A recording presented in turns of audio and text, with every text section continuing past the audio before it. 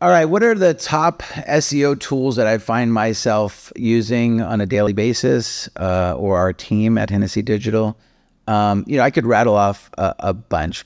I could probably rattle off 24 tools that we use on a daily basis. Things like SEO Screaming Frog, which is an amazing tool for crawling a website as though it was Google to look for errors within the actual the files of the website.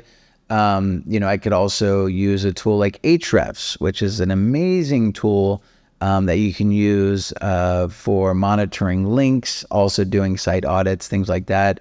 SEMrush, that's a go-to tool that our entire organization uses to track different keywords.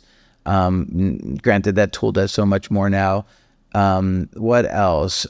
We use a tool called Stat to track rankings, right? So you can put a bunch of keywords in there and it monitors how well the keyword ranks in certain geo coordinates, things like that. So those are certain tools that we use. But I think the two biggest tools that I find myself using all the time is Google, right? Google is probably the best tool that you can use, right? You just start doing searches and you just start studying the results for the keywords that you're trying to rank for. You're looking at the other pages, the competitors, like things like that.